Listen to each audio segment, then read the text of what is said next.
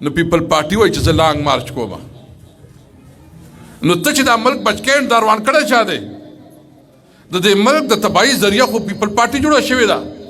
د دې ملک د تباهي ذریعه خو مسلم لیگ نون جوړ شوی دی او مولانا صاحب پکې بل چې نه کوړه دا کوي نو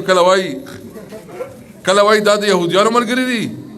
کله وایي قادیانان مخکې را روان دي او کله وایي ملک په خطره کې دی ملک په خطره کې دی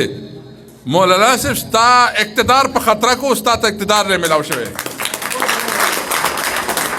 وایي ملک په خطره کې دی اس یو تپوس د تاسو نه کومه دا مولانا صاحب دا نواز شریف او دا پیپل پارټي د څو وخت په حکومت کې پاتې شو مسلسل که نه نو دا د ملک چې حال جوړ کړی دی دا مونږ جوړ کړی که دی جوړ کړی دی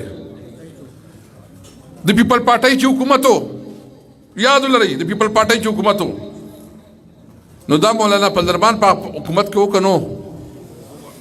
دا نیشنل پارټي په حکومت کې وکه نه وه صوبایي حکومت یې ودلته په وفاق کې ورسره مولانا ولته ورسره که نه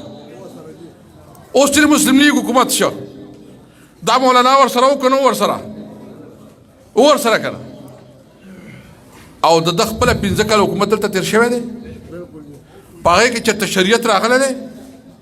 تاسو کتلی شئ ګوره ما خپل وټ ګورئ زما ورور رقیب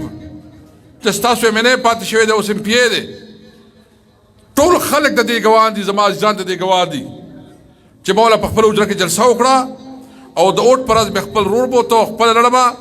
ما دا دواړه اوټونه د قرآن د خاطره ورکوم د قرآن د خاطره ما دواړه اوټونه د قرآن د خاطره ورکړو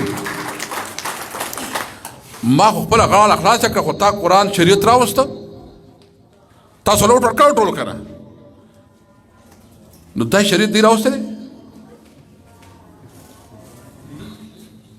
او موږ له خدای پاک وس راکړو ګوره موږ په جوماتونو کې سولر ولګولې تاسو تپوس وکړئ تقریبا په جوماتونو کې مې لګولي دي موږ جوماتونو کې امامانو له تنخواګانې شروع کړې موږ د سود خلاف قانون پاس کړ لکه دا راته ووایي چې موږ له خدای پاک وس راکړه موږ په سکولونو کې ناظره قرآن او ترجمه قرآن شروع کړه داسې ده که نه ده په سکولونو کې شروع ده که نه ده شروع دی وښایي که نه